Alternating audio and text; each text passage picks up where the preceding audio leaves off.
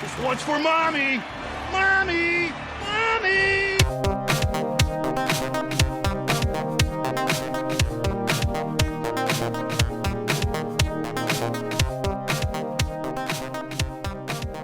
Man, it seems like everybody wants a piece of Henry Rowengartner's mom. What if, now, Gordon Bombay was the coach of this team? If Gordon Bombay was the coach of this team, he'd be trying to hook up with that mom. Who would win, Gordon Bombay or Chet Steadman? Like, who would win the mother? Phil Hartman. Phil Hartman, your friendly neighborhood eggnog man. So, do we have a new induction to the Creep Hall of Fame? New induction into the Creep Hall of Fame. Yeah. Definite. Yeah. And Chet Steadman. Welcome back to the Last Row Podcast. If you're looking for us, our website is thelastrowpodcast.com. On Twitter at The Last Row Pod, Facebook.com/The Last Row Pod, Google Plus, Google Play, iTunes, whatever. Leave us a 5-star iTunes review. Thank you to everybody that's done so. We got a new one this week. Love to read it at the end of the show. Head on out, leave us a 5-star review, and with that, we'll just get right into it. We're doing Rookie of the Year. All the way back in 1993. How old were you, Drew, in 1993? Like a young little 9-year-old? Yeah, what was I like? You're yeah, so 9. old you I don't was even 9. know. You don't even know. You can't do the math. I can't do the math. 1993 is too far ago. So 1993, Rookie of the Year. This movie needs no kind of scores or ratings or anything. So let's just get into the synopsis. A freak accident causes 12-year-old Little League player Henry to become such a powerful and accurate pitcher that the Chicago Cubs signed the junior high student to a contract. Unprepared for such a high-pressure environment, Henry falters until an aging fastballer, Chet Steadman, aging fastballer, I like that. It's a good descriptive term, takes him under his wing and teaches him how to play in the big leagues. Meanwhile, his mother's venal boyfriend... I didn't write this. Obviously. Tries to sell Henry's contract to a hated opposing team. What does selling the contract mean? What does that mean? Basically trading it for cash considerations. Because I'm not a baseball guy. That happens all the time. I think what's going to happen during this week's show, people are going to realize how much I know about baseball. You can do that in baseball. You trade someone for cash considerations. How often does that happen? Not very often. Not often? Not often. What about the Yankees when the Yankees are involved? Well, maybe back in the day. The Yankees. Obviously, they're the one buying the kid, right? Fun fact about this movie, directed by... Daniel Stern. That's right. A.K.A. Marv. A.K.A. That's how he's known. Or was it Harry? He's Marv. You know this because, like, it's like I hear it in Joe Pesci's voice. Marv. I'm not, what are you doing, man, Marv? I just had a brain fart moment there. My God. Yeah, it's your baby. You know, you haven't used your brain probably in at least 3 weeks. But this movie centers around the Chicago Cubs. Are there any other movies with the Chicago Cubs franchise that you're aware of that are in the limelight? No, I like, usually you get like one per franchise. Like you get the Indians, you get, like the Cubs are going to be in their separate movies. You know what I mean? Right. But it's like the Chicago Cubs. You also see the Mets in this movie, which I can't remember ever seeing in a movie. I think it's a good like bad guy team because nobody really likes the Mets, so they're not going to be but the Mets, of course they're going to have a jerk on their team. But like the Mets, the go-to villain in every movie, it's like it's either the Cowboys or it's the Yankees. The Yankees, yeah. Which is the two bandwagon teams that you generally see, you know. And maybe that's the villainous quality they got a National League team, the rights to National League team, so you want to make sense in the world. Daniel Stern knows what he's doing. Or whoever the writer is, you got to get a National League team. And like who worse than the Mets? It should have been the Braves, I guess. That's what I mean. At that time, in the 90s. Time, it would have been the Braves. In the 90s, the Braves were they were on TBS every day. Yeah. They're the villainous kind of team besides the Yankees, right? Yeah. It's interesting. I mean, it's not the Indians, which is like I guess it's the other bumbling franchise. Yeah, right? they're the hard luck loser franchise. Yeah, it's not the Angels. I mean, they weren't competing for any World Series at that point, and it's not the long forgotten, nobody cares about Minnesota Twins. The Twins, which is Little Big League. Little Big League, yeah. So I don't want to obviously directly compare it to that movie, but we're going to kind of compare it to that movie around like within a year of each other for sure. Before we jump into that. Why is it always in a baseball movie? Again, this is my lack of baseball knowledge. Yeah. Why are they always going for the pennant? Why aren't they playing for the World Series? I'm thinking it's like a rights thing. I don't know. It's one of those things where it's like you always hear about the pennant. And then in the movie, they even say it a couple times. They're like, but we're one game away from the World Series. It's like, I thought the pennant was like the title, the division title. The pennant is the NLCS or the ALCS. It's like the conference finals, if you will. But that's not one game away from the World Series.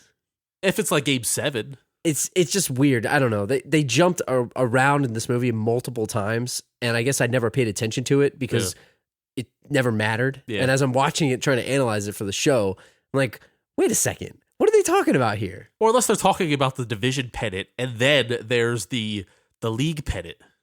Yeah, I guess that's. But it's I feel very like confusing. I've heard it used both ways. I got news for Hollywood. Just use the World Series. Yeah. Pay their licensing rights. Just get over it. So right? it's like there's a National League pennant if you win in the playoffs. Then there's the division pennant if you win the division. And then the World Series, it's just the World Series. It's not the pennant of the World Series. Yeah. Pennant of all baseball. Right. So one last question before we move on to kind of analyzing the movies. Why isn't Dennis Quaid in this movie? Dennis Quaid is in every baseball movie ever, I feel, or any kind of sports movie where there's like some type of aging star. Yeah. Do you think they tried to cast him and they had to go with Gary Busey instead? Was Dennis Quaid aging in 1993 though? He looks like he's 50 years old for the past 50 years, I Yeah. feel. He's always looked 50 years old. Like when he was in high school, he probably looked like he was 50 years It's a old. little too goofy for a Dennis Quaid movie. Because Dennis Quaid seems like the type of guy to take himself seriously. Yeah, I guess. I don't guess. So we talked a little bit about Little Big League. What is more realistic of a movie? Obviously, you got to suspend disbelief when you think about Rookie of the Year. Kid falls on his butt, tears his rotator cuff, gets a very tight, the tendons fused to the bone, Yes. as the doctor says before he gets punched in the face. What's more realistic? A kid being able to play in the majors as a pitcher, Yeah. and forget the hokey nature of messing your arm up. Let's say that a kid could Say throw a he had 100-mile-an-hour talent. fastball, Yeah, right. and he's 12 years old. Yeah. Versus a kid who inherits the team. I think I haven't seen Little Big League in a long time. Uh-huh. Baseball manager. Well, clearly baseball manager because it's a non-athletic thing. Like any old geek can be like a stat nerd and just have all of the percentages of Moneyball? what you should do and should do. Right, Moneyball. Any kid who's really devoted and has the smarts can become an expert in baseball. You can't just become a 100-mile-an-hour Roger fastball Clemens, thrower. Yeah. Randy Johnson. Just because you're trying hard enough. Just your body isn't like developed for that yet, obviously. But like, let's say the kid could. Yeah. He was a freak, and he could, and he becomes the closer. There's got to be labor laws, right? Like, did they? I forget if they mentioned that in the movie or not. they don't, and I had that in my notes here. Is being a Major League Baseball player a part-time position? Well, because I really, mean- you're only on the clock for 3 hours a day. Yeah, well, that was my other question to you because throughout the movie they show him going to school. It's like, how can you be on a professional baseball team and still be in school?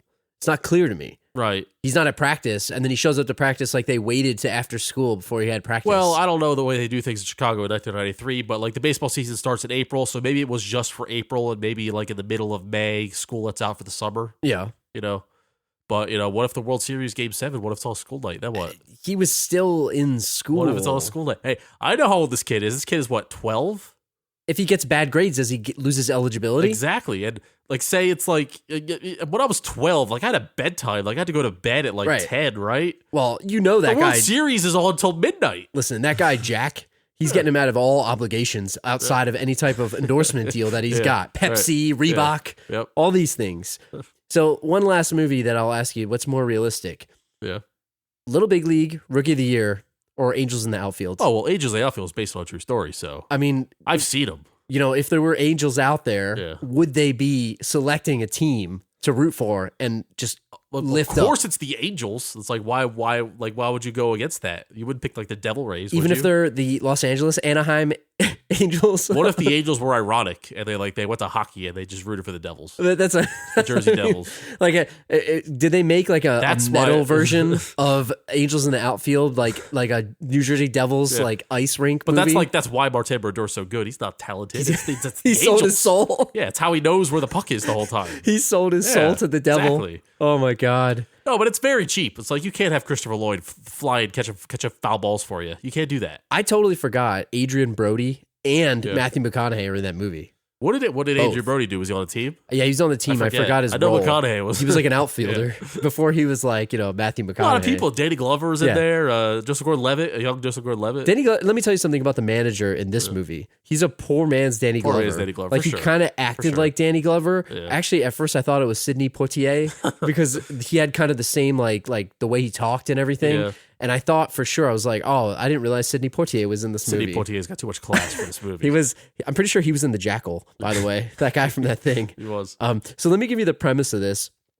The Chicago Cubs franchise is down and out. They're doing terribly.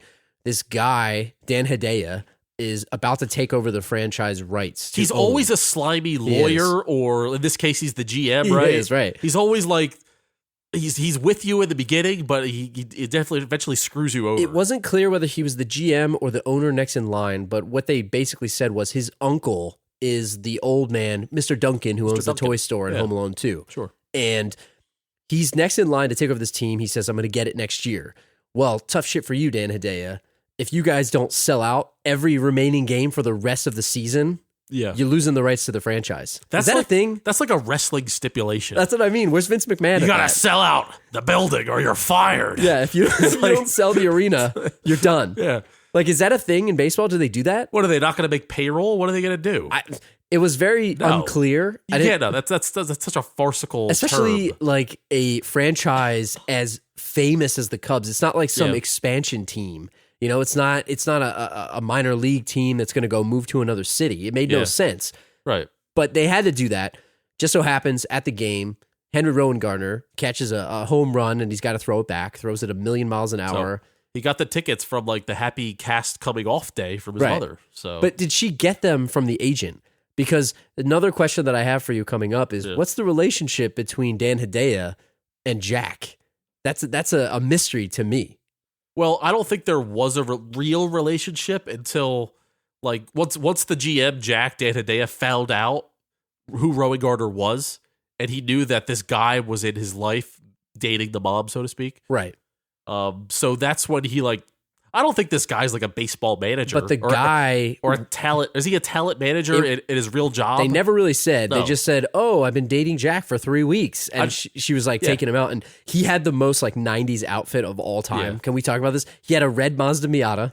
And he had like a shirt that looked like Doritos. Yeah. It was like a Doritos shirt. Yeah, little triangles. He had the triangle shirt. And it was ridiculous. And she starts dating this guy. And then after they found out, basically, well, oh, this is phenom kid in the stands, phenom guy. They thought it was a guy. They're like, we got to find out who he is. We don't know where he is. Yeah. He calls up Dan Hedaya. Right. So did he have a relationship Maybe with he him? knew somebody. Maybe he has a manager. Maybe not of baseball players, but maybe a talent handler. Maybe has like struggling actors or whatever. I don't know. I'll tell you he seemed what to know what he was doing in the business. I'll tell you what he was. Yeah. He was a scumbag. He's a scumbag. You're a scumbag. That's what he was. We'll get more to him in a second. But having this injury, tearing your arm up, whatever happened to him, are there any other sports? Could we take this situation to any other sports and say, let's say, oh, you're running in the field, you're a kid, you're a 12-year-old kid. Yeah. Take a 12-year-old kid again, Henry Rowan-Gardner. He's mowing the grass, trips over a stone, tears his ACL, breaks his ankle, gets it surgically repaired. His ACL's a little tight. Yeah. Can he kick the hell out of field? Can he kick 65-yard field goals? Is he going to go play in the NFL? That would be the football equivalent of this movie for sure. But even if he can kick the field goals, you still like he has to kick off, right? Right. But I guess the argument is he'd kick a touchback every time, maybe.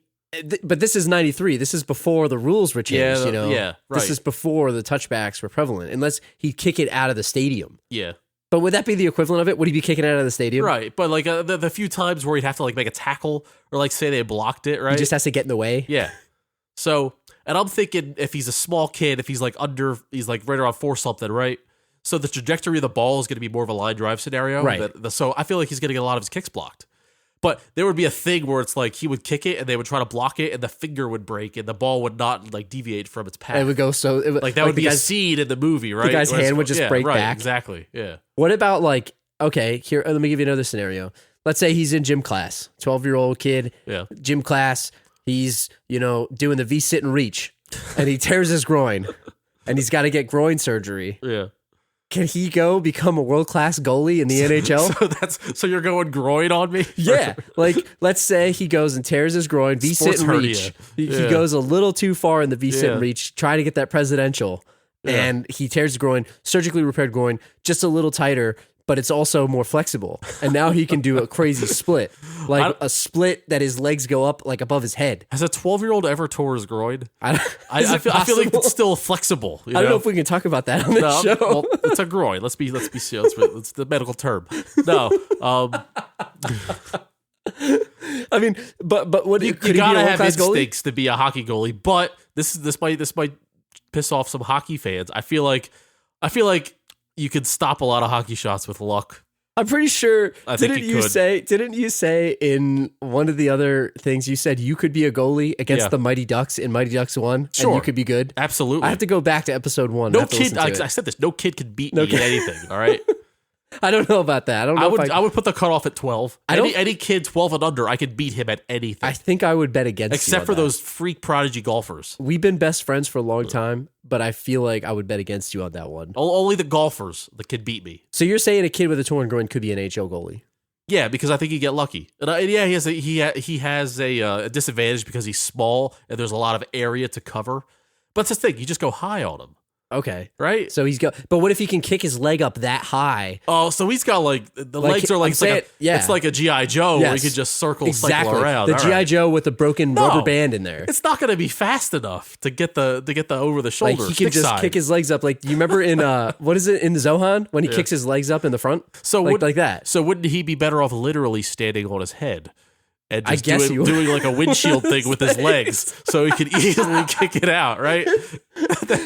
I'm just imagining like a guy standing on his head, kicking his legs, like flailing at like 100-mile-an-hour slap shot. So at this point, people are either very entertained by this or they turn it off. Or they're very annoyed. Or they just turn it off. So what let's about, keep it going. I'll go to the next sport. Let's say, okay, he's in class. Yeah. Did you just atop your head, just like, are you like devising ways to injure children? Yes. Let's say Henry Rowan Gardner, he's in class. He goes to gym class then. He's running to gym class. He winds up in the wrestling room and he's playing volleyball.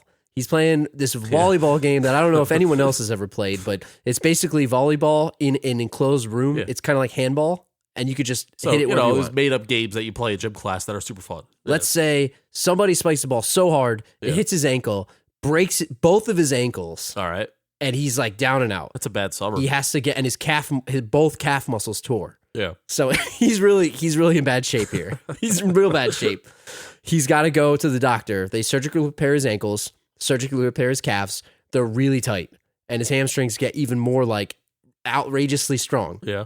He's got super speed. Okay. So he can run faster than anybody. Now faster than anyone. Now you're getting somewhere. Major League Soccer. Yeah.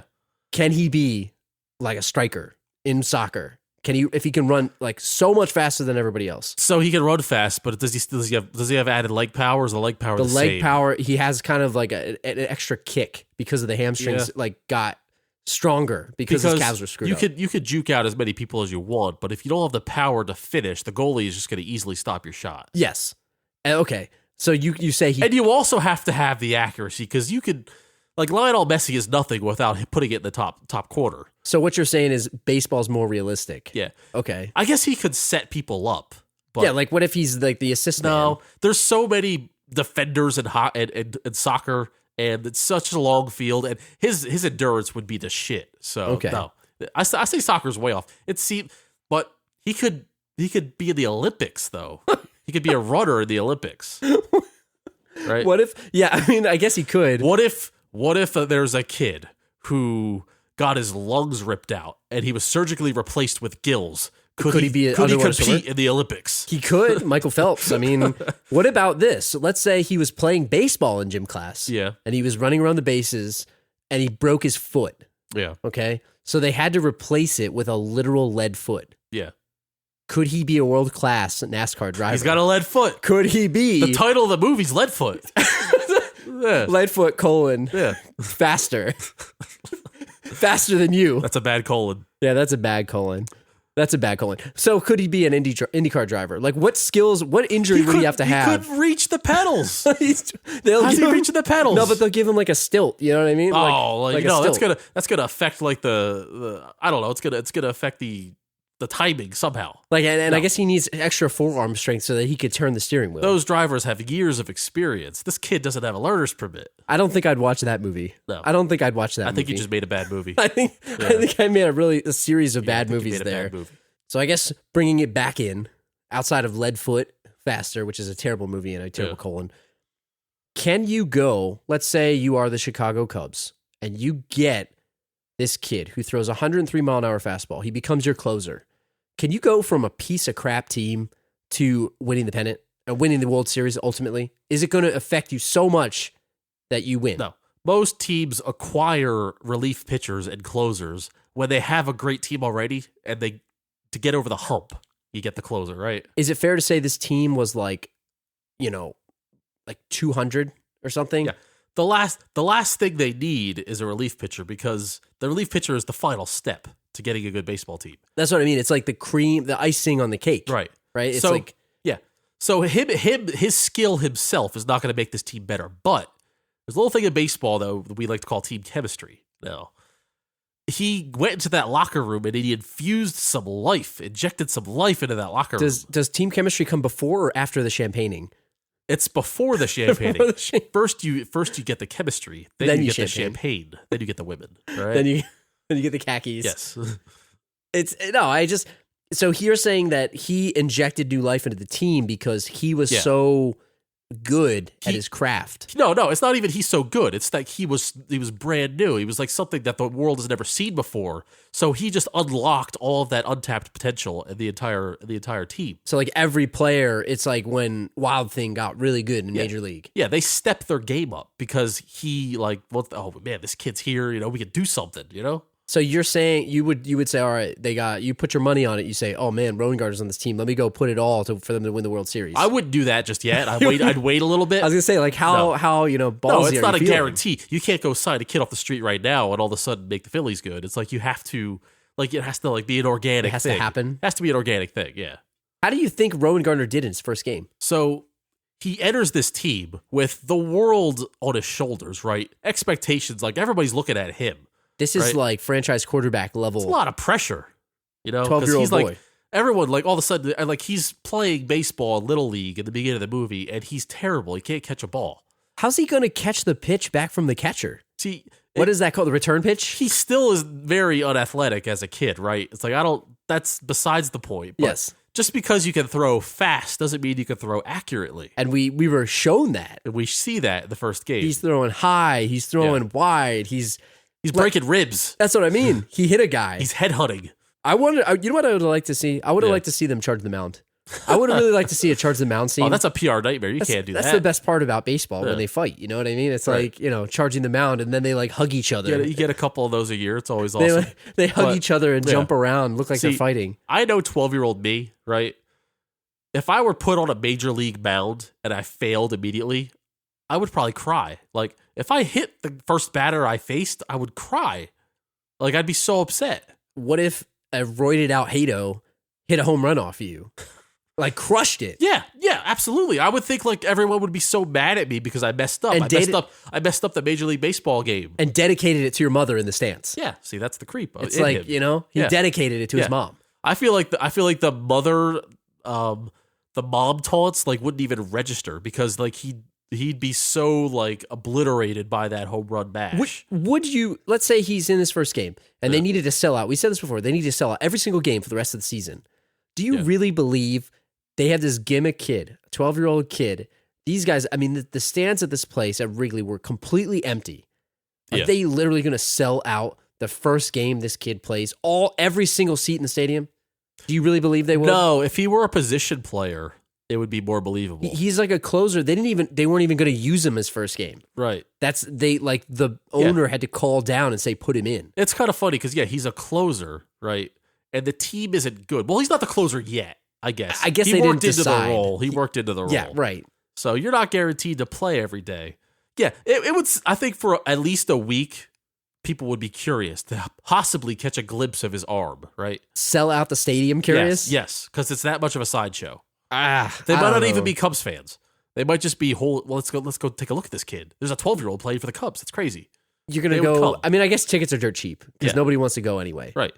But they're going to sell out the stadium for every single game that whole week? Well, I think it would be a struggle, maybe. You'd be biting your fingernails if you're the owner. Because that guy, his whole plan is, I got to keep this team. Oops. Yeah. We sold, 119,001 seats and we needed 119,002, although it's a lot more from the baseball. But mind you, the kid can't pitch every day, right? Right. He's going to pitch 2 days in a row, maybe? Let's say a reliever can pitch 3 days in a row, usually. A good closer, if they have to close 3 straight games in a row, they're not playing the next game. Right. So if he would have been in a game, say he was in a game 3 straight times, the people would know that he wouldn't be pitching. There's no possible way they'd see him for that 4th game. So that's when they would lose their sellout streak. And how about when he has to bat? It comes up in the game. I mean, I don't know any scenario where a relief pitcher would have to freaking bat. Like, very rarely, like once a year, does maybe one relief pitcher on each team. Maybe that's why it worked in bat. the movie, because it was like, oh man, I have to bat? Like, are you serious? Why? I forget the scenario why he had to bat, though. But it's so rare that it's unbelievable. And they would have subbed him out. There's no way they would have let him hit unless it was a blowout. I mean, they basically said he's got to learn sometime. That's what they said. No, you don't. They said he's got to learn sometime. There are relief pitchers that go lifetimes without picking up a bat. Which brings me up to my next point. Jim Abbott had 0 arms. You think he batted? Which brings me to my next point. Worst manager in movie baseball history. Well, that's why he's batting, because he's the worst manager. This guy is an amateur. Doesn't even know the kid's name. You know, it's like when they tried to trade him to the Yankees, he's up there. Yeah. He didn't speak up for the kid because he didn't want to get fired. He didn't speak up for Chet Steadman when they benched him. That's what I mean. That's what I meant. Unjustifiably when the team was on a roll. Exactly, because he's a crappy manager. Yes. Like, worst manager ever. He's just doesn't have a role. Chet Steadman was the manager in the dugout. Roger Dorn was a pretty bad manager. Roger Dorn at least like did something. No, he wasn't the manager though. I guess he was the GM. He was the GM of the Buzz, right? Yeah. Like the Twins. No, Major League 2. Yeah. Oh yeah. I'm sorry. No, Major League 2. He retired and became GM. I thought you meant in 3. And then he activated himself. Because 3, he's like associated with the Twins. That's right. Actually. Yeah, It's so weird. Yeah. But him hitting. It's an interesting thing because the pitcher was getting so frustrated because he said he has no strike zone because the ump kept calling everything a ball because he's so short. Right. He didn't know where to pitch it. Yeah. And he was getting frustrated. So maybe it's a good thing. If That's they why use him. Jose Altuve is so good. Jose Altuve is a guy for the Astros. He's like 5'0". He's got no strike zone. He like walks 5 times a game. No. Is that what the strike? No, he gets good pitches to hit. Like, he's a great player, but I feel like it's because like it's so hard to pitch to him. You have to pitch him a good pitch, or else it's going to be a ball. So you have to throw it right down the middle of the plate. They could have had a really good scenario. We're talking about charging the mounds. This is like my ultimate scenario in any type of movie. Even Angels in the Outfield, I want to see that stuff. What if he just got beamed by a guy like Papelbon or John Rocker? That's brutal. Yeah, if Papelbon was pitching. But if this wasn't rated G or PG, like, could they beam him? Here's what you do. If you're the Mets, you hire the bully from the schoolyard. Yeah. And have him pinch hit when Road Garder's pitching. And then it's like, say it's equal level. Yeah, and have him charge him out. So you can it's kind of like, That's what I mean. Where does this end? Like, you have to fight the kid, but a man can't hit a kid.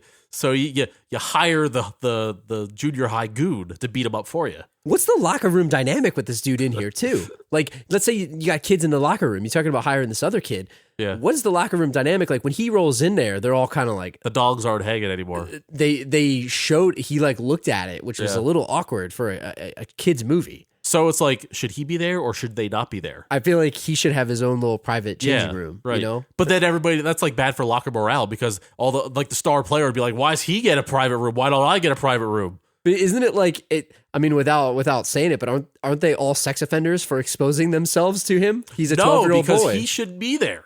He's a 12-year-old boy. Like, he can't be in there.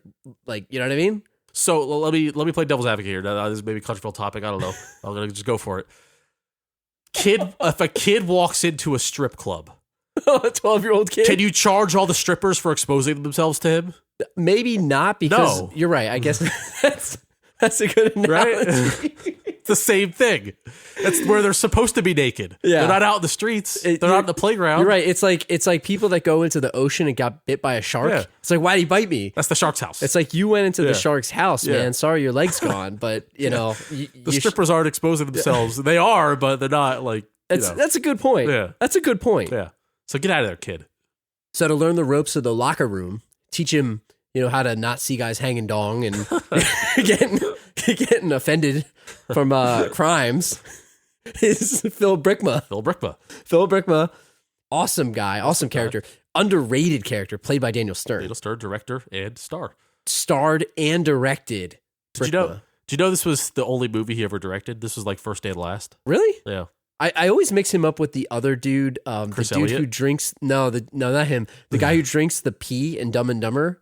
They're kind of like the same. Yeah, the dude from Half Baked. He's in Rocket Man. Yeah. I forgot the actor's name, but I always kind of think, oh, was that Daniel Stern? It's like, no, it's Daniel Stern. It's Daniel Stern. See, Chris Elliott, I think of that. Chris Elliott is the dude from Cabin Boy, right? Yeah, he's the guy that has the skin condition. I think of Woogie from Something About Mary. Yeah, there's something about Mary. He's got the skin condition. He's got the shoes. No, I think Brickma's awesome. He's just such a good character. He's kind of the comedic relief of the movie. Yeah. He's very funny. He tries to show him how the ropes are. He's showing him how to get free stuff.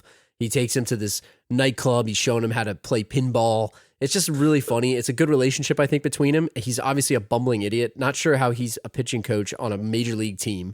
I guess that shows you how bad that organization actually is. Again, let me school you on some baseball knowledge here. Most people in baseball are kind of kooky. Yeah. They're kind of crazy in their own way, especially these older coach types, right? So they have these eccentric personalities, but it's kind of like their way. So he may seem like a goof to you, but once you get like in the bullpen there, he probably has some really good tips. He's got some. So what are his tips? Like, what's he going to tell you to do? I couldn't tell you because I can't get into the mind of somebody like that. But all I can say is they can turn it on. You know, he's got it. And once you like connect with the coach, then you can fully. You have the mind meld. Yeah, right. My one of my favorite scenes, and not to jump and say, "Oh, this was great, that was great, this was great," when he gets locked into the the ship Little help here in the thing. Little help. Yeah. No, but you know why? Actually, another reason why the manager's so bad. He said, "Yeah, Phil Brickma's followed me every team I went to," so he chose him. Another reason why this guy should probably be fired. So it's like Rob Ryan come all, like follow it all around. It's like if Rex Ryan got fired for the Bills, Right. and he took Rob Ryan with him. It's kind of like if Gary Kubiak was a bad coach. Yeah. He's not the greatest coach, Yeah. won the Super Bowl, but it's like if Peyton Manning was so bad, he was so washed up this past year. And the coaching was so bad, Yeah. but they're on a tear. It's like, all right, see you, Kubiak. We'll just let Peyton Manning be the coach. They should have Right. just let Stedman be the coach. Yeah, he could have seamlessly kind of. I think the locker room respects him. I agree. Speaking of Stedman, Yeah, the Rocket Stedman, Chet Stedman. played by Gary Busey, Yes. masterfully. Can I say that?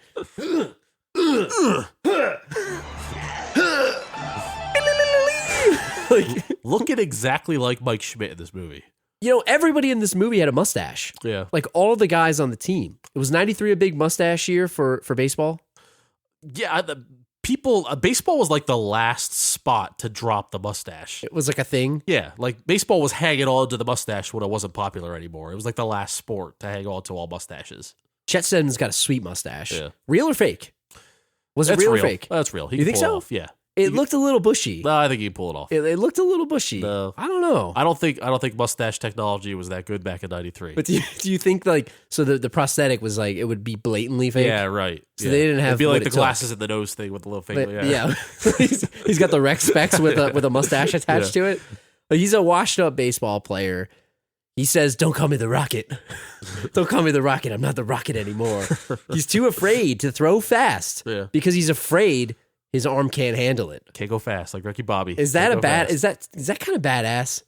He's afraid to throw fast because he's afraid he's going to throw too fast. Yeah. And his arm's going to go. Well, that's the thing. He's got like one bullet left, right? He's got one bullet left, and he uses it at the end. Yeah, it's At like the end. saving your turbo, Right. so you can exactly. score. Yeah, it's like the NOS. You don't want to flip it too soon. Yeah, but he Yeah. does, and Yeah. he saves it masterfully too. Again, he saves it to the very He knows end. he's at the end of his rope, and so he pitches all like his on wily. You know, you got to hit the corners. You got to like get the dirty slurve in there. You got a little spitball. You got to do what you can. He just doesn't like Henry at first because Henry's calling him the Rocket. He was yelling stuff to him in the stands, like, "Yeah, hit him with the high cheese." Yeah.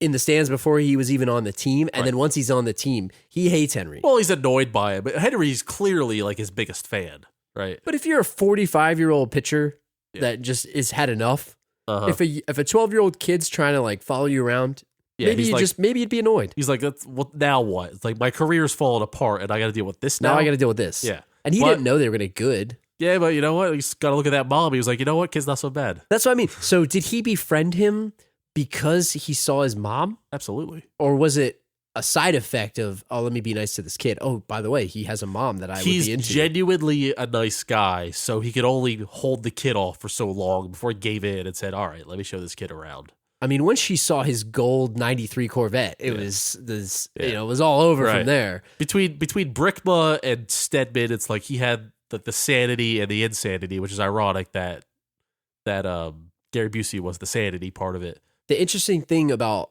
the relationship between Busey and the mom is that the mom was kind of dating this Jack guy. Yep. And she dated him for about 3 weeks. We mentioned before, they're dating. They're just kind of hanging out, and they're at this bar at night, and Stedman's slow dancing with her. Oh, yeah. And there's this scene of the dude just staring lasers. Yeah. Now, what kind of a man would sit there and allow that? That's right. But were they together? Were they not together? I feel like they were on the outs. I mean, he was pushing Henry to do some stuff that he didn't want to do. He did the Pepsi commercial where he's singing like Ray Charles. He's doing Reebok commercials. He's trying to do photo shoots. He doesn't want to be there. Here's where it happens. So 3 weeks is not that long of a time. Now, I don't know where the divorcee mother scenario comes into this, where it's like, is that a long time or a short time? Like 3 weeks, like if you're a single mother, like how long is 3 weeks? Yeah, like, I mean, in the dating world. Maybe it depends on how long she's been separated from her husband. Yeah. From what it sounded like, from what Jack's, the fire that Jack was spewing about her not even knowing who the father was, which was pretty low blow there. It's the and then he's like, blows. "Oh, Mary, sorry, I thought you were in the shower." I would have said that if you, I wouldn't have said that if I had like known you to hurt it. Weakest excuse ever. Right? Oh, I thought you were in the shower. Yeah. Sorry. No, it's so this dude is making her son do all this stuff he doesn't want to do. Yeah. Maybe that's it. Maybe that was the outs. And yeah. So maybe they weren't that close. And as soon as Henry became a Cub and this guy was the de facto manager, that maybe the relationship was pushed aside because this Henry thing was blowing up. Don't you think the mom was a little bit too much of a pushover? She let him become the manager. He's like, "Oh, I'm his manager now." Because she didn't know any better. It's like he stuck in there because like he knew the biz a little bit, I guess. Like it was very overwhelming for them both. I feel like any person in their right mind would have said, "Let's get a real manager here. Let's get a real guy." They didn't know what they had. It happened so fast. They didn't realize what they had. This guy definitely took advantage. How much did Henry make, do you think? They never said, for but the Cubs. What kind of do you think they lowballed him? Yeah, so they said they were going to sell him for $10 million, right? 25. Oh, 25. 25 and is he a gets huge 10%. contract back in 93. So in 93, a $25 million contract with the Yankees, Yeah. if that was a raise, Yeah. he's probably making at least 10 He's probably making veteran minimum. for the year. Or not veteran minimum, but a rookie scale. Yeah, but see, that's where it's interesting because that guy, Jack, was his manager. Yeah. He's negotiating with Dan Hedaya. Dan Hedaya needs him. How much are they willing to pay here? You know what? Now I'm thinking about it. I never really thought of this before until this very second. This is such a slap in the face to the history of the sport of baseball that this kid goes from little league to the pros, because baseball has the best minor league system in all farm sports. system? Like it's a very good system to go. You have AAA, single A, double A. They have independent leagues even before that, where high school kids play when they get drafted. For this kid to not go through the minor league system and jump right into the pros is unheard of. Like even Mike Trout spent half a cup of coffee in the minor leagues. So that's what I mean. We talked Steven about Strasburg didn't get drafted to go straight to the Nationals. So you're saying this is totally unrealistic? This is unheard of. It's not this is only unprecedented. It's unprecedented, and it's a slap in the face of the entire sport of baseball. So that's why Chet Steadman was kind of like, "What is this kid?" Because it's like he a slap hasn't in the earned face. It. He hasn't earned it. Yeah, but as a pitcher who paid his dues. But what if you could throw 103? Didn't they say Strasburg could do that? They're like, "Oh, he throws the fastest fastball ever." I don't know about ever, but he can throw 100. At least he shouldn't because he's a starter. But I'll talk about realistic. Yeah. Could you hit 103? Let's say you get the best hitter. Who's the best hitter of all time in baseball? Best hitter of all time. The best of recent times. The best eye contact hitter would probably be Barry Bonds. Steroids or no, it's Barry Bonds. So I would say Barry Bonds with steroids. Put him in. Yeah. Give him steroids. Yeah. Give him as much steroids as he wants. Yes. Can he hit off a Rowan Gardner? Of course. That's what I mean. They make it seem like he's unhittable. Yeah. Unhittable by anybody. It's hard. Let's put it that way. The whole lineup couldn't do it, but maybe the team's best hitter could do it pretty decently, but it's still hard. So, he's a one-trick pony, man. Yeah. He's a one-trick pony. He's got a fastball. Right. Like for example, we were watching. I was watching Aroldis Chapman pitch. He plays for the Yankees. Pitches 103 miles an hour. It's crazy arm speed. So he was playing against the Red Sox, and he was having a battle with David Ortiz. David Ortiz might be the best hitter in the league right now this season. Like he's having maybe the best season of all hitters. Yeah. But even he was so late on every single fastball. He kept fouling them off. It was a battle. But it's the kind of thing where even the best hitter on the team still struggles with a straight 103 mile an hour fastball because it's so hard to get the timing. From a 12-year-old?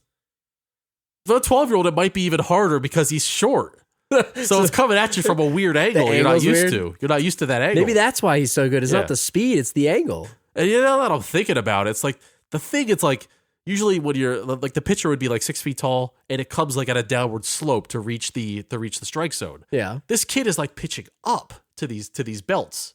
So wouldn't that mean that they could just uppercut it and that's what I'm saying. You could really smash a homer. What I'm saying is Barry Bonds could hit that thing like out of the stratosphere. Who's the bad guy in this movie? What was his name? Hato. Is it Hato? Hato. Man, that digger that he jacked off of Henry in his first ever game probably went like 600 feet. And there is a clip on YouTube of this. We'll put it on Twitter. But I vividly remember finding it. Basically, it's how it should have ended. We'll show you, but he smashes it 600 feet. They supercut it. Yeah. It's awesome. But getting back on track here, let's go back to Chet Steadman for a second. Do you think the love story was a little forced? Well, that clip was that Chet blowing his arm out, or was that him in the bedroom with Henry's mom? I want to know. What'd you say? His last bullet? What was that Adam Sandler thing? Having sex or working out? Or working out? I don't know, man. With that mustache, I don't know, man. He could be in a few movies. We were talking about him firing his last bullet. That's what that sounded like. That's what I'm saying me, here. That's what I'm saying. Do you think the love story was forced? Yeah, it was not really necessary. I feel like it's we always talk about tropes. Tropes are a tropey thing to say, right? Yeah. But it was a little forced, in my opinion. Yeah. Henry doesn't need a new dad. Just be his teammate, all right? That mustache, she was falling for the mustache. Yeah, mustache rides. While we're on the topic of Steadman, let's talk about where he ranks against other washed-up athletes in some of these sports movies. I've got a list for you here. Got a list. I want to ask you, and tell me where he is. So, is he more washed up? I don't know how to maybe do this. Like, is he more washed up? Washed up? Is he more washed? Yeah. Or is he dirtier? I don't know. Yeah. Than some of these guys on this list. Like, who's at the end of the rope? All right. So the first one I'm going to give you, Mel Clark, which, if you remember, is played by Tony Danza in Angels in the Outfield. Oh, Tony Danza, he is cleaner. He's the cleanest guy. So washed up. But didn't they have the thing at the end where they like even do the credits of how it ended and he died? Yeah. Like he died. Yeah. He's clean. That's how washed up. He's washed up in life, not just in baseball. That's how washed up he was. He was squeaky clean. He was so washed up he was dead. That's awful. Yeah. What about American Sniper Tom Berenger, Jake Taylor from Major League? Oh, you mean the substitute? He was the substitute. Blew out both of his knees. Tell you what, Jake Taylor's pretty dirty. He was pretty. He's got something left in the tank. He's got some junk in the tank. The knees don't agree with him, but his heart is still there. His heart's still there. His heart's still there. What about Rod Tidwell? It's not baseball movie. This is football. Rod Tidwell's got plenty of years left. I think he signed like a 3-year deal at the end of Jerry Maguire. That's true. Even though he was concussed, probably had major brain trauma. He would be retired if he was in today's NFL. They wouldn't let him play anymore after that hit that he took. How about Jimmy Dugan? Tom Hanks from A League of Their Own. Jimmy Dugan. He's drinking in the dugout. He's for being such a dirty guy, he's very clean. Drinking in the dugout. Very clean. He's the epitome of washed up. Our favorite Shane Falco, Keanu Reeves, the replacement. Going back to Jimmy Dugan, that's like when you're liquored up. Yeah. Like that's when you know that you've had it with the game. It's over. It's over. Like it's not even fun. You need the liquor to get through the game. Yeah. It's like Lenny Dykstra territory. Exactly. Yeah. What about Shane Falco? Shane Falco, that's a sad story. I wouldn't call him washed up. I would call it wasted potential. Okay. So it's like obviously he has it left in the tank, but he doesn't have like the skills. Yeah. He has the want to. Like as Chet Steadman says, you got to have is it the have to? Yeah, you have to. You have to have the have to. Which he totally pulled out of his ass, by the way. Yeah. Shane Falco has the have to, but he just doesn't have the skills. The skills. All right. The NFL. What about, I'm going baseball manager here. Give me George Knox, Danny, too old for the shit Glover, Angels in the Outfield baseball manager. If you're a manager, you're never over there. Those guys live to be like 90. They're wearing the little kids' pajamas. Have you seen Jim Leland? Yeah.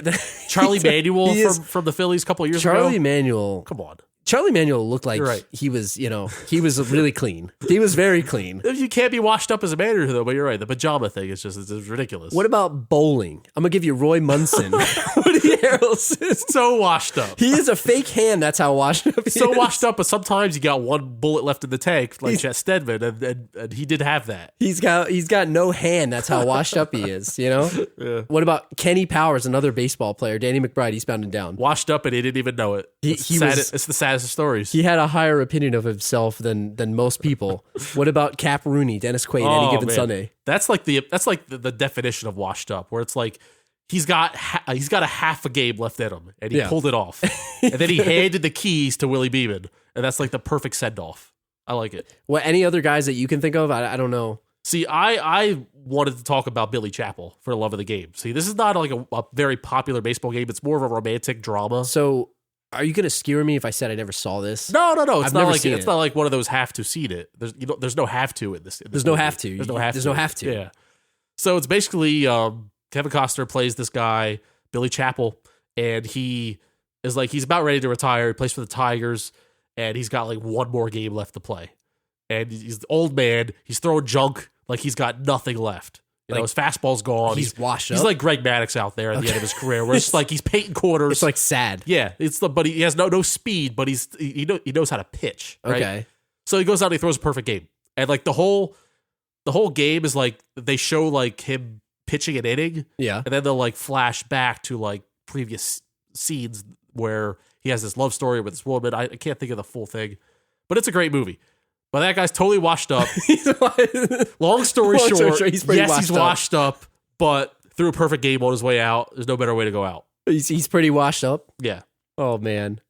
Another Costner. Costner's the king of washed up, by the way. I mean, him and freaking Dennis Quaid are like, they could both be brothers in a baseball movie about washed up brothers. Yeah, why not make this movie? Why not have this? But you ever see Tin Cup? I have not seen Tin Cup. Perfect golf name, Roy McAvoy. That's a great name. Solid golf name. McAvoy is a golf name. So he's basically a drunk. He's Jimmy Dugan of the golf game, but he's a little bit younger. His caddy is Cheech. Oh.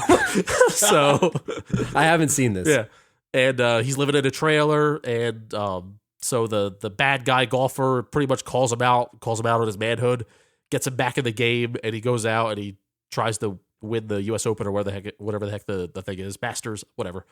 He's got the green jacket. Totally washed up. Extremely washed. But spoiler alert, so he gets to like the final round and he's like neck and neck with the villain. But the problem with Costner's character is like he has too much balls, right? Yeah. He thinks like he's too tough. So he gets on this one shot, and instead of laying up and getting an easy shot, he tries to go for the green. Oh, and man. he kept sinking into the water. He like buries himself in like epic fashion. So he loses? He loses, yeah. Oh, man. But he wins the girl, but he loses.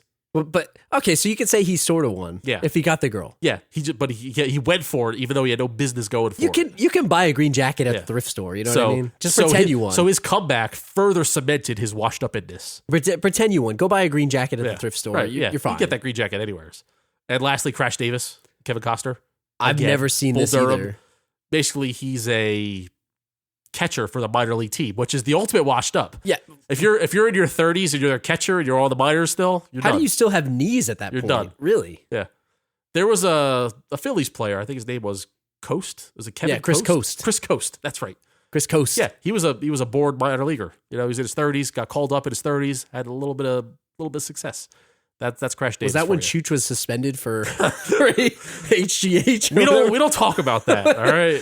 See, that's the limit of my baseball knowledge. We don't talk here. about Chooch's suspension. That's the limit of my baseball knowledge. So But yeah, all those guys, very nice list, very washed up. I prefer the Kevin Costner washed up group, but you did the legwork on the rest. Thank you very I'm much. glad that we got that in, but I know we're running low on time, so we're going to kind of blow through the ending here. Oh, we're still talking about Rookie of the Year. We're talking about Rookie of the Year. I got to try to keep us on track. There's too many fun things to talk about today, but back to Rookie of the Year. I'm just going to kind of give you a rundown of how the ending goes. All right, give us the quick. So the 1-2. most important thing is they're in this game. It's whatever the game is. Who's starting this game? Rocket. The Rocket, one last time. And he blows his arm out. Oh, so sad. Henry's got to come in early. He's usually the closer. Oh, man, you got to bring him in on the 8th inning? Completely underutilized player, but underprepared. Well, let me stop you right there. So, I'm sorry, I said we're going to do this quick, but I have to bring this in. I'm the baseball expert here. Yes. I need to school you on when things are not going well in the movie. The Rocket, if he's got no bullets left, and this is like his last game, his last hurrah, there's no way he's going 8 innings. Yeah, So exactly. For Henry to come in for the 8th and 9th, there's no way. There's no way he's throwing a complete game. There's no way he's going 8 innings on a bum shoulder. He's 6 innings tops. This further cements manager negligence. Yeah. Fake Sidney Poitier, terrible manager. The Rocket wouldn't have to go through off-season shoulder surgery if the manager would have just pulled him in the 6th inning like he should have. right? It's the manager's the worst. I know you want to win, but you got to think of player safety. And that's what I mean. And so Henry comes in, he winds up striking a few guys out. Yeah. Then he goes back to the pitching mound and trips on another ball again, loses his gift. Yeah. He's got to outsmart them.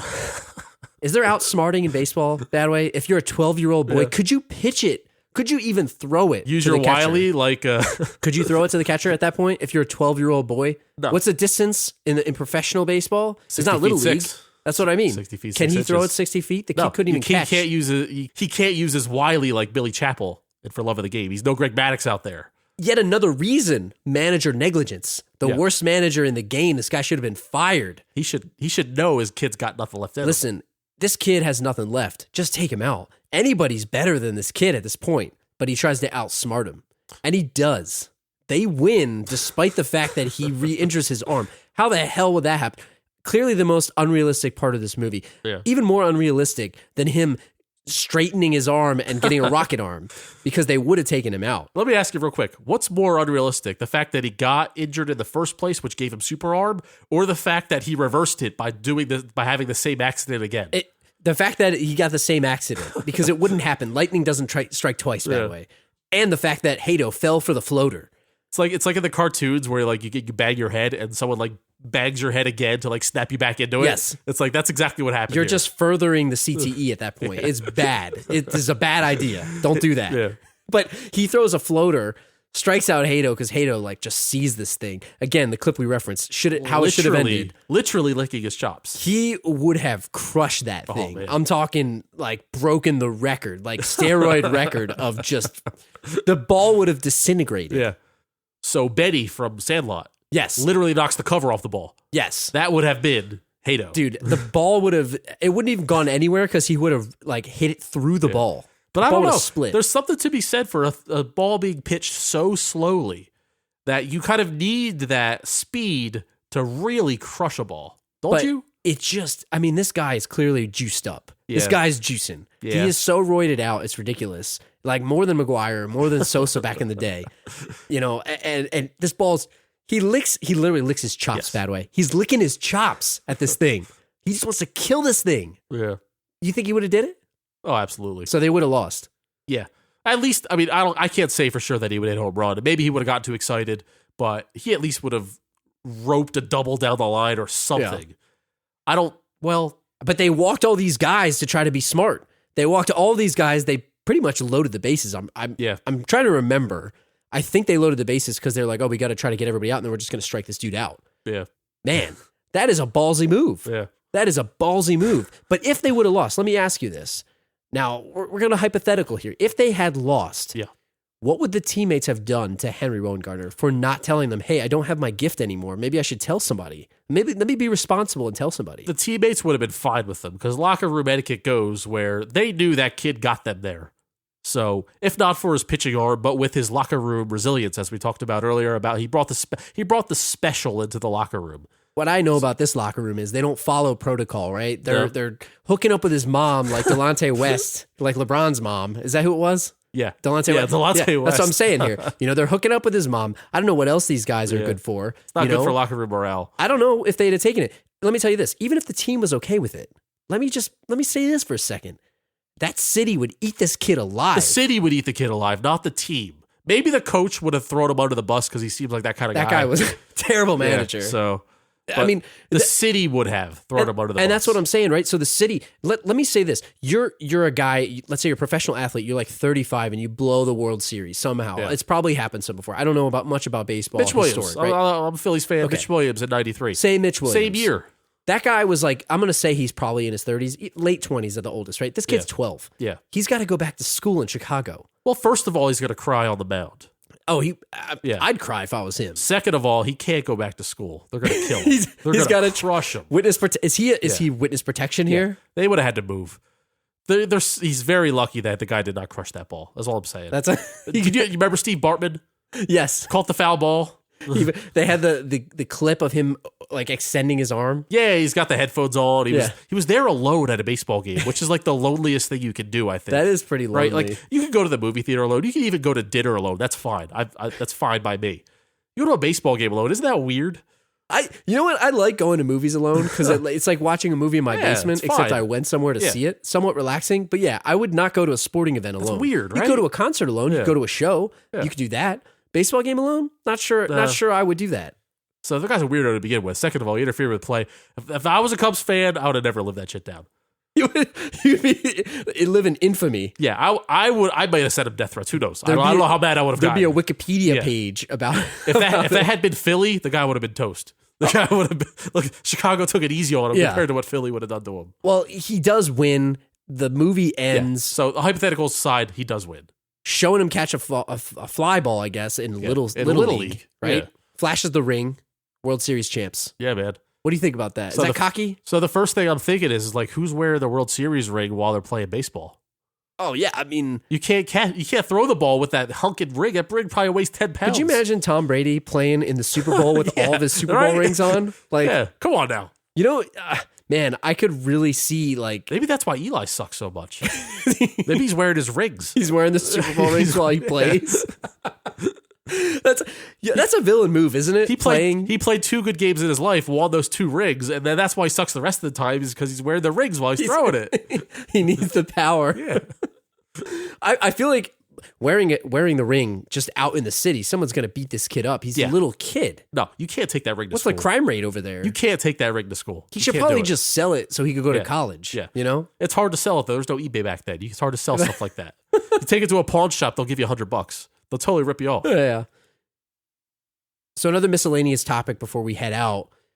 Wanted to tell you one of my least favorite possible jobs in the world Yeah, you're the opposite of your dream job. would be being a baseball announcer Oh, come on. for one of these teams. So a bad team. You could bandwagon on a good team. Yeah, and I mean, being the announcer for the bad team, you have to sit through 162 awful, boring games. Yeah. No wonder the dude from Major League is like putting some back. He's drinking. He's drinking by the end of the season. Yeah. It's not a Jimmy funny. Dugan situation. I love the way they set it up too. It's like he's dressed really nicely for opening day. Yes. Like he's in great spirits, and like Major League totally captured the story of like a bad team, like Yes. the steps you take on the road to being a bad team, and then the gradual rise, obviously. But John Candy was our announcer in this movie. I was going to ask you, so Yeah. that leads me to the topic of who was the best announcer in any baseball movie that you remember? I mean, we have a list of baseball movies we're going to talk about, Yeah. but like, who's your favorite of all these? I'm going to go with Bob Uecker for Major League. Oh, you mean that guy from Mr. Belvedere? That guy from that thing? See, only a non-baseball fan would not know him as Bob Uecker. That guy from the that guy thing? from Mr. Belvedere. Mr. Belvedere. If anyone knows what the hell that show is. Just because he was in I don't give a shit mode in the middle of the season, like Yeah. that. If I was listening to Indians games back then, like that would have made it enjoyable. Like, for example, like the Phillies have been bad for the last couple of years, but I think their announcers are good enough to where they actually made it somewhat enjoyable. Especially Larry Anderson, who's a former relief pitcher, and all relief pitchers are nuts. Yeah. Like he does the radio, and like he'll just blatantly like call out the umpires, and he'll call stupid plays as he sees them, stuff like that. You got to have a guy that has some kind of comedy. And Uecker was in a very sarcastic way, is at the top of the list for me. It's been a while since I saw Angels in the Outfield, but I remember the guy. So the actor's name is J.O. Sanders. Yeah. Great announcer name, Ranch Wilder. Ranch Great Wilder. name. Are you sure that he's an Great announcer? name. Yeah. Sounds like he might have a film career Yeah. somewhere. But that guy, I haven't seen this movie in a long time. Was he actively rooting like against the team or something? I remember him being a villain, but maybe I'm confusing him with somebody else. It's been a long time. Yeah, it's been a while for me too. I know the guy. The guy looks like a dick. So there's a couple other announcers from other movies, not just baseball. What about Jason Bateman and Dodgeball? I think people quote that guy all the time. Oh my God, that's a good one. Yeah. Rob Schneider, Necessary Roughness was another one. I mean, that's an older school one. But have you seen Necessary Roughness? No, we talked about this when I think we talked about this when we did Replacements, and Yeah. I haven't seen it. Yeah, it's Scott Bakula. Come on now. I mean, anything with Scott Bakula in, the guy's, it's got a great name, Scott Yeah. Bakula. And the duo of Will Arnett and Andy Daly in Semi-Pro, the I've Will never Smith, seen the Will that Smith either. basketball movie. I've never. It's not a Will great Smith? movie at all. Will Ferrell? Yeah, it's a Will Ferrell movie. You said Will Smith. Will Smith. That guy from that thing, Will Yeah, Smith. Yeah. That's not a great movie, but the announcer duo of Andy Daly. I love Andy Daly, by the way. I've never Will seen Arnett's it. got a great voice. Yeah. And Fred Willard, Best in Show. I know you love those movies. Dude, those movies are like stupid, but they're awesome. That's soft commentary during the dog show. It's just he's so weird and awkward and just great. I really like him. But I got to go with Bob Uecker overall. But John Candy, he did a good but kind of unspectacular job in this movie. He did what he was told. He was good. I feel like they didn't use him enough. Like he could have been, but again, it's rated G or PG. Yeah, like he did okay for what he was handed, but he wasn't really given much to be totally outstanding with it. So we talked about some baseball movies. What is your favorite baseball movie from childhood and from life? We talked about a couple of them. Oh God, you should put me on the spot here. Summer Catch. Yes, love that movie. People could butcher me for that, butcher you for that. That's a great bad movie. That just speaks to the type of cinema that the Last Row podcast really appreciates. Oh, something with Matthew Lillard, who is Mr. 90s. Exactly. You got Freddie Prinze Jr. in the main role. You got Jessica Biel in like her pinnacle of hotness. Oh my God! Right, she's coming out of the pool. There's a long mower scene, and he runs into the tree. I would run into that tree. I remember the trailer in my head. That's a fun movie. I don't care what anybody says. It's a fun movie. You got Fez, Wilmer Valderrama. Yeah, I forgot he's in that. That's where I first realized he didn't talk like he did in that '70s show. Oh, and a late Brittany Murphy. Yes, as the team slut. I liked her actually. Yeah. She's a good actress, and I miss her in movies. Yeah. So that movie for me is famous for Freddie Prinze slipping into and out of his New England accent from scene to scene. He didn't know what he wanted to do. He didn't know what he wanted to do with the movie. That's how you knew, like, even in that age, before we knew how movies were made, really. Yeah. It's like clearly they don't film it consecutively. Yeah, and the director was probably exasperated. He probably throws his hand up while he's like, "What's this guy doing? Whatever. What's this guy doing?" At least he didn't make the other guys take their shoes off. Yeah. Right. Like Kiefer Sutherland. My favorite one, if you ask me, I would say hands down The Sandlot. You mentioned, a character from The Sandlot before, splitting the seams on the ball. Betty. Great movie. Great movie. Just that brings back like being in the summer and just kind of hanging out. I know it's like a lot older of times, but I love that movie. It's when the movie really did capture like a spirit to when days felt like the day felt like forever, right? Yeah. I know it's like a weird thing to say. Just hanging out with your friends. Like when you're that young, days feel like forever. And that's a great feeling. And that movie captured that. Little Big League is kind of this movie's partner. It's like little brother or big brother or whatever. I just wasn't a fan. I know we mentioned it earlier in the show. It's not as good of a movie, but it's definitely a more realistic movie. Yeah. Like, I guess a kid possibly could get a team handed down to him, and he's like, "Oh, you know what? I'll be manager." And a kid could be a stat geek enough to like actually manage and do a good job. Like, kids have that amount of time to just pour over the stats. Right. What about Air Bud's seventh inning fetch? Did you know that they had that? I think I missed that one. I knew it existed. Now, when they called it seventh inning fetch, is it the seventh movie, or did they just call it for the pun? For the pun. That's a great colon, by the way. I forgot. That's a classic colon. That's a classic colon. Can a dog catch a baseball with his mouth? Of course he can. Is he an outfielder? What if he's the pitcher? Or is he a catcher? He could catch. How does he hit? He certainly can't pitch. You can't expect the guy to hit. How does he hit? So, is he a pinch runner and then a defensive replacement? I'll tell you what, he could steal a lot of bases. So can you put the bat in his mouth or? Because think about it, could you tag that dog? You can't chase a dog. No, he could steal any base he wants. he's gonna steal home. Does he know to stay on the base though, or does he just circle the bases? He runs over and over. Is there like a trainer at every base that's like has a treat? Like, here, boy. Yeah. So maybe like on that particular team, the base coaches, the first and third base coaches, are also dog trainers. Yeah. Am I to believe that this dog knows the rules of baseball? Does he tag up? We need to do some research. Isn't there a football movie where he like plays football too? Does he know the sign for hit and run? Like, does he know? Can a dog catch a football? Like, I'm talking a professionally inflated football. So that's what, not a Tom Brady one. What was the Air Bud Golden Retriever? I don't remember what Golden the heck Receiver. It was called. Golden Receiver. It was Air Bud Golden Receiver. Yes. They have some great names for these movies. Yeah, they're great names. I wish I could be on the team that comes up with these names. It's pretty good. Yeah, you can totally. Well, I don't know if you're catching that's a pretty hard big slant. Ball. Like that would hurt the dog's mouth. That's what I'm saying. Like, I'm talking a Brett Favre bullet pass. Yeah. Can that dog? Well, you got to jump up there and take catch a little. You got to take a little off the ball. But I guess you just have the safeties playing deep, and they can swat him before the guy jumps. Like, he's not going to jump as high as the safety can. The dog can grow his nails out. There's no law against the dog having claws, so the dog can claw the guy. See, this is back in the day when safeties could blow That's what up I'm people saying. over the middle. Are you going to blow the dog up over the middle? He's going to Brian Dawkins. Yeah, is that going to happen? Brian But then Dawkins, John is Lynch? PETA coming out at you? Like, if you like, that's the thing. Does he just walk in for a touchdown every time because you can't tackle him? I feel like 'cause we he's could have a dog? whole other episode on what's going on with these Air Bud movies. Should we watch it? Yeah, I mean, we should. Let's dedicate it. I want to know, like when he's catching the baseball movie, like, does he have a glove in his mouth? Does he have like protection for his mouth? Because that ball's coming in hot. And I want to know about the hitting thing. I need to watch this movie to see if the dog hits or not. We'll do some YouTube research maybe for the next on-demand episode. Maybe we need to do that. What about the MVP series? Oh The man. most valuable primate. He's playing hockey. There's a monkey. There's a monkey playing hockey. Is there a list somewhere of animals doing people things in movies? There's so many of these movies. I see Air Bud turned into MVP, I think. With You know the what we need to do? We need to do. Because they're like, you know what, the dog's a little unrealistic. We got to get a monkey in there. We need to go. You can't put a dog on skates. Sorry.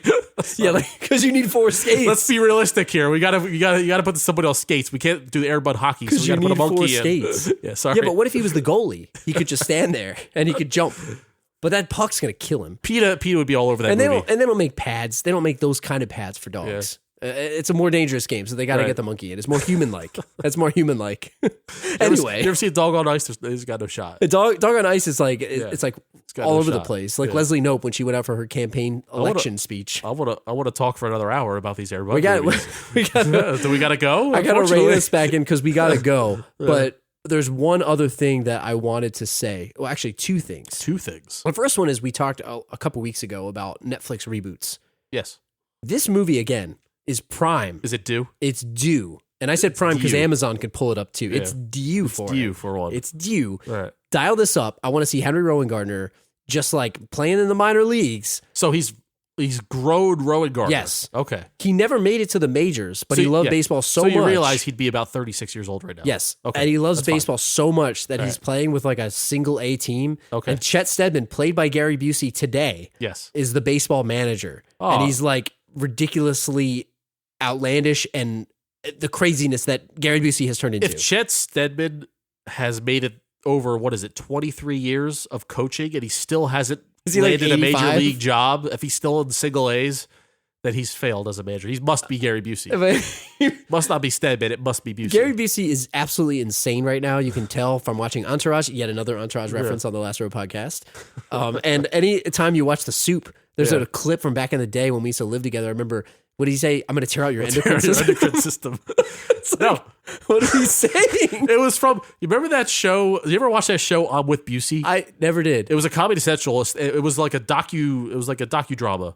It was one season where a guy would like have Gary Busey follow him around, or he would follow Gary Busey around and like learn like life tips from Gary Busey. Is he in on the joke? Is he real or is he fake? I think he was half in on the joke. Like, I think he's half crazy, but he's half like self-aware too. So was he always half crazy or did he become crazy? I think so. He's always been crazy, I feel, but he's a good actor, so he can act normal to be like a guy like Chet Steadman. So all his acting powers Yeah. were used to be normal, and the older Yeah. he got, the less acting powers he had. So I don't know if like I'm with Busey is on like YouTube or something, but I kind of want to check it. I just I'm got gonna me check thinking it out. about it. I want to check it out again.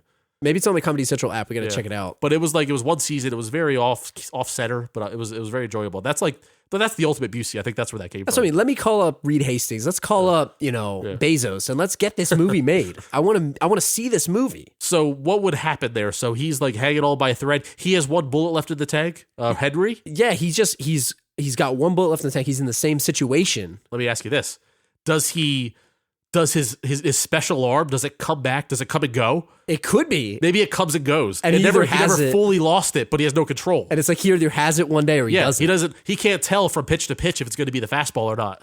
It's like Right? Russian roulette. That's why he's in the minors, because he's unreliable. It's Russian roulette. But the minor teams work. It's hey, we're gonna win the. But it's valuable enough to sell tickets. Puts butts in the seats, butts my in the friend. seats. Yep. See, I like where you're going. See, call him up, man. We Yep. can get this movie made. That was a 5-second brainstorming session. We just made that movie. So we need let's to make get in this the movie. writers' room Yeah. and make this up. Thomas Ian Nichols, he's not doing anything. He did American Pie. It's like the last thing I saw. All he does is American Pie movies. Which they are make great. those like once every 5 years.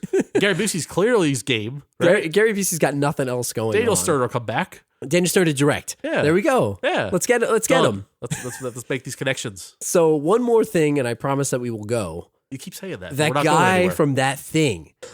That guy and that girl from That Thing. So who you got? I didn't notice any guys from Things in this movie. Number 1, Julie the Cat Gaffney from Mighty Ducks Oh fame. yeah. Julie the Cat was Henry's love interest. Shit. And she looked cute. You're not allowed to say that right now. I know, that's creepy. No, you're allowed because back then you were her age. I was her age. You're allowed. I had a crush. Yeah. I had a crush. It's called the Topanga law. Yeah. It's the Topanga rule. Can we write that? Can we Yeah. copyright that? Yeah.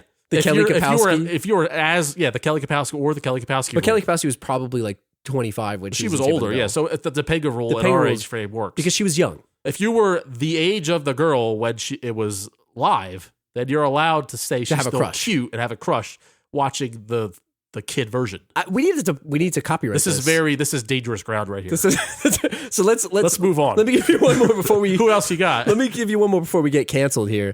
The first baseman is the janitor from Scrubs. Get out. I swear to God. I'd have to see. I didn't even just notice. Completely flew over my head. I didn't even notice. Oh, the last wife tell you? Last wife told Yeah. me. She saw it, pointed it out. Janitor from Scrubs. She's like, hey, that's that guy from Janitor from Scrubs. Good work, last wife. I promise I'm going to shut up now. You keep promising these things. I've been promising for 40 episodes. I'm zipping my lips right here. I haven't heard the shut up I'm yet. zipping it. I'm going to zip it. I'm going to zip it. Before we head out, let's do an iTunes review. Wrap this thing up mercifully. C. Will 5043 states, for everyone who loves underappreciated movies, 5 stars. I am happy to see I'm not the only one who's excited by the JCVD 3-packs in the Walmart bin. Oh man, we spent many late nights in our earlier years going through those bins. The foundation of this show is built on chemistry between the hosts, which has clearly been honed through many years of having the same exact conversations off air. That is true. I don't think I can watch Karate Kid 3 the same ever again, knowing Ralph Macchio is older than Terry Silver in the movie. None of us can.